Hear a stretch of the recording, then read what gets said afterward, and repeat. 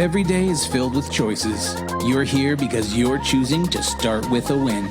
Get ready to be inspired, learn something new, and connect with the Win Nation.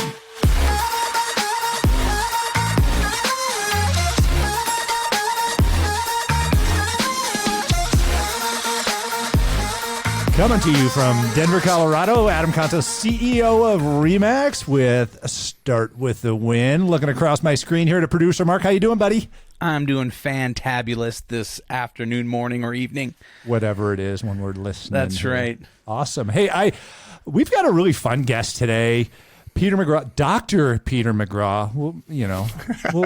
We'll call him Peter, Doc. Yes. I don't know, something like that. Who actually partook in our dance moves on the way in. Peter, welcome to the show, my friend. Well, it's great to be here, Adam and producer Mark. I can't help but do a little chair dancing. It's my best type of dancing. It's kind of hard when there's this microphone in front of you, but hey, works out well.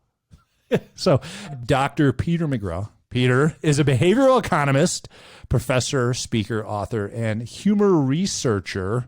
So make sure you stick around for the entire show. This should be fun. Dr. McGraw directs the Humor Research Lab at the University of Colorado Boulder, is the author of Shtick to Business and the Humor Code, and host of the podcast I'm Not Joking and Solo. So his work and humor has been covered by HBR, Wall Street Journal, New York Times, Time, NPR, BBC, and CNN. Those people are all boring people. How did they have you on there, man? You need a good PR person to get into those places. I guess so. So you talk about, you just don't talk about economics, but you talk about how humor weaves into business and, creates this ability to build cognitive flexibility, cultural awareness, tolerance for ambiguity, uncertainty, risk, things like that. It's, you've heard the term, if you can't laugh at yourself, you can't laugh, I guess. So it just, this is fun. So welcome to the show. Yeah, it's great to be here. Hearing you say all those things may go, wow, I guess my busyness is paying off. Yeah, you're making it, man. That's awesome. And when I heard you teach an MBA course, I'm like, hey, why didn't I hear about this MBA class when I signed up for mine? It's kind of a bunch of crap. I missed out on the fun one. I had to sit there and listen to people talk in monotone voices and stuff like that. But yeah, I slow play it, but my students Google me, and then they're suddenly raising their hand asking, what makes things funny? That's awesome. So, hey, let's talk about the behavioral economics and the scientific study of humor. So, why those things, and how do they play together? Well, they typically don't. So the study of humor is an age-old question. It actually goes back to Plato and Aristotle. And to be honest, people way smarter than me have been trying to crack the humor code for 2,500 years.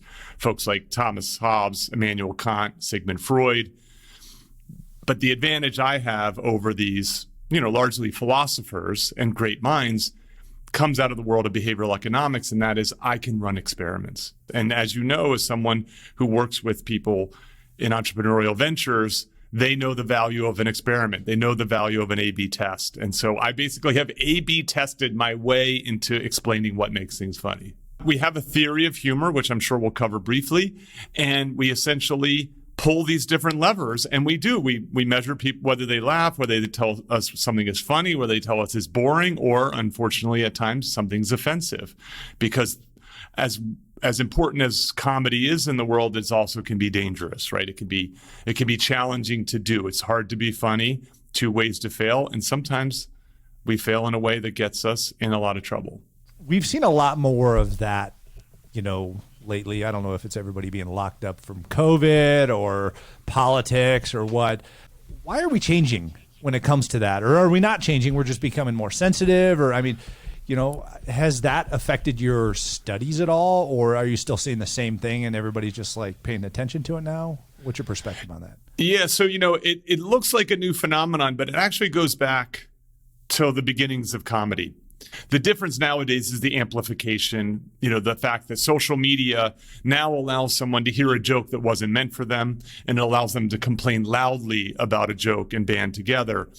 And it I think, in some ways, reflects kind of to be honest, some good sensitivities in the world, right? We want to keep people safe. We want our workplaces to be diverse and inclusive. And so jokes that don't land, even well-meaning jokes that don't land, can cause harm. And so my most recent iteration of my work in the book that you mentioned earlier, Shtick to Business, is really a book that says, hey, comedy's great. We love it. It can be used as a powerful tool. As you talked about earlier, being self-deprecating can be a great way to have a leader to be more approachable and so on. But I have a hunch that we got to be worried about that guy, the guy in the workplace who's not very skilled. And if we tell him to be funnier, look out.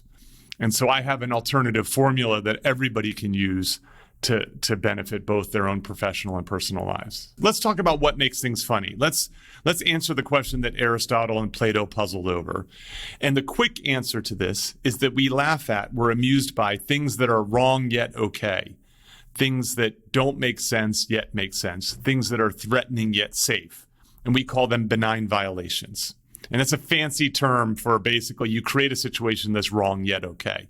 And that explains, for example, the two ways a joke can fail, right? So when you trip over yourself on stage, I hope you're falling on the boring side of the joke, the benign side, and not on the violation side, the wrong side, because you're just looking for that little, you can imagine this sort of as a Venn diagram, the overlap of wrong and okay. That's hard. That's a hard sliver to hit. The world's funniest people have good instincts. I chatted with you before this. You're a funny guy. You've got good instincts. But what the world's funniest people do is they experiment, right? They're never telling a joke for the first time in front of a theater while taping a special. They're doing it in dingy basements and open mic nights where it's safe to fail. And so oftentimes the things that are funniest have already been vetted, have been tried out with audience after audience after audience. And you don't have that luxury within a workplace. You often don't have that luxury with a keynote. Here's my formula. It's not a matter of being funny. It's a matter of thinking funny. That is, what we can do is we can learn from the practices and perspectives of the world's funniest people to be more innovative, to be more approachable, to be better leaders, to better manage our careers. So the masters of comedy they seem like clowns. You know what I mean? They seem like silly people oftentimes. They're not to be taken seriously, but they are artists and they are experimenters and they are business people, and they're able to climb and become one of the best in the world at something that is incredibly difficult to do because they have these tips, these tricks, these practices that can be learned and then can, in my opinion, can be applied to a broader array of creative endeavors. I can give you an example of this if it'll help. The first chapter of my book is called, the title of the chapter is Reverse It. And the lesson is about producing an opposing perspective. So the world's funniest people either naturally intuit this or they figure it out on like day one. And it goes something like this. Henny Youngman, the king of the one-liners, has a joke, a one-liner, obviously. And it says, when I read about the dangers of drinking, I stopped. Adam, what do you think he stopped doing when he read about the dangers of drinking? Reading. That's exactly right. Because Henny likes a good cocktail, right? You know what I mean? He's not going to give up drinking. He's going to give up reading. So he reverses it, in a sense, and it creates a very funny moment. So a reversal can be a good way to be funny as a punchline to a joke. It can also be very funny premise to a movie or sketch or something like that. So the movie Trading Places, right, takes Dan Aykroyd, the high status person, and moves him down into the low status, takes Eddie Murphy, the low status street hustler, and turns himself into a banker. Trainwreck is a reverse rom-com where the girl loses the boy and the girl gets the boy back. And so it's a very useful comedic technique. Thinking in reverse is incredibly useful for us in our own professional and personal lives. I'll give you a quick example of this from the world of entrepreneurship. Imagine you're two Brooklyn-based entrepreneurs. You're getting into the mobile phone market. How do you outsmart Apple and Samsung in the smartphone market? Years ahead of you, tons of bright engineers. What they do is they head in the opposite direction. They don't create a smartphone. They create a dumb phone. a phone for people who don't want to be more connected, but rather people who want to be less connected. And so what often happens when we reverse our thinking, we're often in a space where no one else is. We're going against the status quo. We are often, as I like to say, swimming blue ocean. I'll give you an example of this that your listeners can use immediately with their teams. And I don't know the rating of your podcast, but I call it shit storming. Okay. All right. So the HR friendly term is shtick storming. So if you need to sell it to your, if you work at G, you need to sell it to your boss. There we go. So think about it. Brainstorming is an outdated technique, right? It was invented in the 50s and 60s, and it never has been that good. Its intentions are good, but it doesn't work out because to brainstorm solutions to a problem doesn't really create very creative solutions because people hold back what they're going to say because they don't want to be judged. Well, when I work with execs and we do shitstorming, the goal of shitstorming is to brainstorm truly terrible ideas. And this has 3 benefits. The first one is it's a great warm-up for any sort of subsequent creative endeavor because it's lots and lots of fun. People have lots of laughs. They lean into it. It takes down their kind of natural sort of defenses that are there. And then every so often, someone goes, that idea is so crazy, it just might work. And when you think about it, it's oftentimes the stupidest, craziest ideas that end up becoming the most groundbreaking. I think we have these false narratives in the world of business. We have this narrative of the lone genius, Edison and Steve Jobs and so on. And anybody who knows anything about these great innovators' lives knows that they have teams and teams of people filled with creativity, hard work, collaboration, and so on. And so really what ends up happening is, yes, a lone genius may have a great idea, may have a creative idea, right? Bill Burr jokes that Steve Jobs should get credit for all right, I want you to take a phone, a CD player, and a computer and put it in this, stick it into this thing, right? And that is an amazing idea, world-changing idea, but you need people to stick it into that piece of technology. And as a result, what you have to do is to be able to collaborate, to use your term. And I think that it doesn't seem to be obvious at first, but comics are master collaborators, especially the improvisers, right? Improvisers are creating a scene out of nothing and creating a scene that is funny out of nothing. How do they do that? Well, we all know about yes and. Sure, that works. That helps. But one of the things comes from Del Close, who's the father of improv. He says, we are all supporting actors.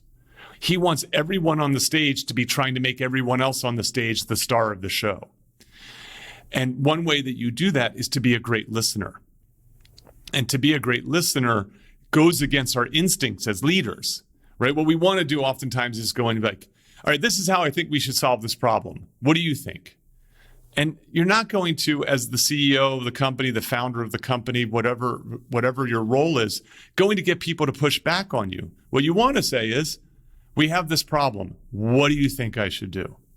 And then just shut up and let your team do what they're meant to do what you hired them to do, which is to solve important problems. And even a stand-up comic, the lone wolf, seemingly on their own, the lone genius, and yet that person collaborates all the time. They work with other comics who, at the bar after the show, help them punch up their jokes. And they listen to their audience. So George Burns used to puff on his stogie and pay attention to what people were laughing at and use that time to process and think. He was a master listener, even though he was the star of the show. And so we can learn from what goes into making this tough thing a joke into making something else that's tough, some innovation. That is such a great business idea. We have so many people that they wait for somebody to pause just for this blank of speaking so that they can dive in and throw their idea out there instead of reading what's going on, allowing that pause to happen. And I'll tell you, I'm sitting here listening to you going, all right, last time I was in a comedy club, I watched this happen. Yes, absolutely. And it's this amazing study in human nature. in behavioral psychology and things of that nature, where you sit there and you watch the comic says something, and then they just watch. They look around and they watch for somebody to say something, somebody to do something. But it's kind of fun. And, being on stage, you look around and you kind of watch for the feedback, and then you dig deeper because you're making impact. And that's really what you want to do in a sales presentation, in a business meeting, things of that nature, because that's where you find the gold. Mm-hmm. I mean, it's amazing how that's when the brilliance starts coming out. Speaking of being a comic in a comedy club, I have a special contributor to Shtick to Business. His name's Shane Moss. He's a road warrior. He's out there crisscrossing the United States, giving as a headliner at comedy clubs everywhere. He feels like his best sets, and this is one of the lessons in the book. The lesson's called Create a Chasm. He's had a great set if one table gets up and walks out. And so the audience is laughing, but that one table shaking their heads gets up and walks out. I think that's actually a good lesson for your listeners. In business, we have this tendency, we want to please everyone. We want to say yes to everything. And yet the best businesses, especially when they're starting out, they create a chasm. That is, they find a target market and they make that target market not just happy, but delighted. The problem, of course, is that when you make one group of people really, really happy, you're likely to make another group of people really, really unhappy. And so in a world of people, some who want hot tea and some who want iced tea, if you serve them all warm tea, you make no one happy. And so comics are all about choosing one or the other and then leaning into that. And I think that's a good reminder for folks who are making something. You can't make everyone happy. If you try to make everyone happy, you're probably going to fail. We appreciate you being on Start With a Win. And I ask every one of our guests a question that we get some really good answers. I'm sure yours is going to be a lot of fun here. But Peter, how do you start your day with a win? I believe that the start of the day is the most important part of the day. So I start first of all, I'm like shot out of a cannon in the morning. It's a great gift, except in my dating life, when someone wants to stay and cuddle. But I'm like shot out of a cannon. I drink a big glass of water. I brush my teeth. I wash my face. And as quickly as possible, I am either trying to set up at my workspace or at a cafe. And I start my day, it's part of my ritual, with a delicious cappuccino. And I do this because it brings me pleasure. You get a little bit of hit from the caffeine, not too much. And it says to me, Pete, it's time to begin your creative work. And that's how I start my day. Excellent. I love that ritual. I mean, that's very close to kind of how I start my day as well. So Dr. Peter McGraw, behavioral economist, professor, speaker, author, humor researcher, thank you so much for being with us here today on Start With a Win. That was my pleasure, Adam. Thanks so much. And thank you so much for listening to Start With a Win. If you'd like to ask Adam a question or tell us your Start With a Win story, give us a call, leave us a message at 888-581-4430. Don't forget to go into iTunes and subscribe, rate the show. It helps us get the word out and reach more people. And for more great content, head over to startwithawin.com. Follow Adam on YouTube, Instagram, Facebook, and Twitter. And remember, start with a win.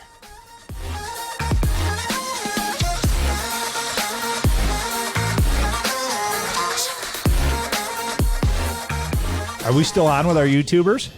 Oh, we are still on with our YouTubers. I like a good YouTuber. Yeah, it's the show after the show. So, I heard of this perfectionist who walked into a bar and guessed the bar was set a little bit too low. I ate a clock once and it was really time consuming. Oh my God. I used to have crickets on my mixer board here and I don't.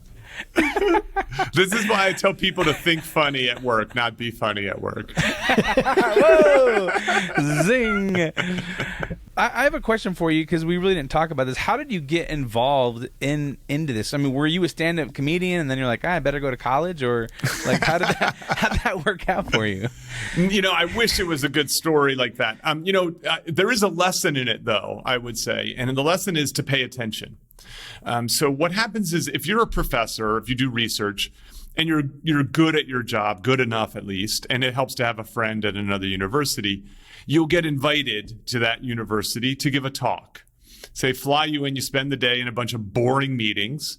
They put you up in a decent hotel, you get a nice meal, and for about an hour and a half, you present your research where everybody just poops on your ideas for that time, right? And it's an honor you get to put on your CV. I was giving a talk at the time. I was doing research on moral psychology, on what makes things wrong.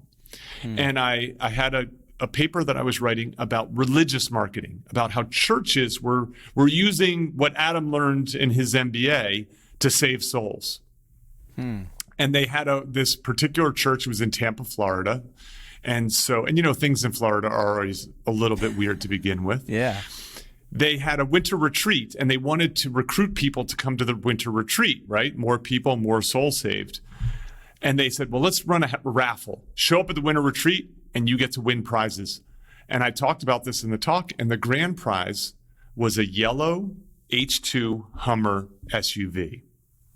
Wow. A peculiar choice. And my academic audience laughed, and a hand went up in the back of the room.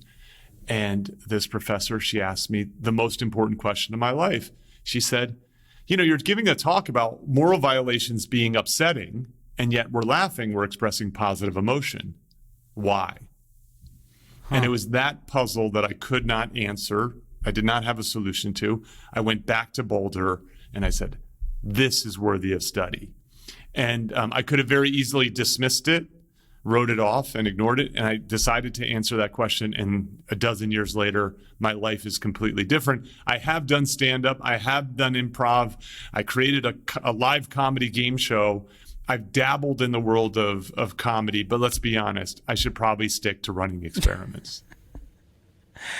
That's fantastic. I think you're pretty funny, personally. That's very nice. You're very kind. Well, that's great. Hey, guys, thanks for tuning in on YouTube, sticking around for the party after the party. And if you enjoy this content, make sure you click that subscribe button and the bell icon, because it'll notify you every time we release a new episode. And if you found this valuable and somewhat humoring, the thumbs up button, because that'll boost it to the top of the old algorithm. So until next time, we'll see you when we see you.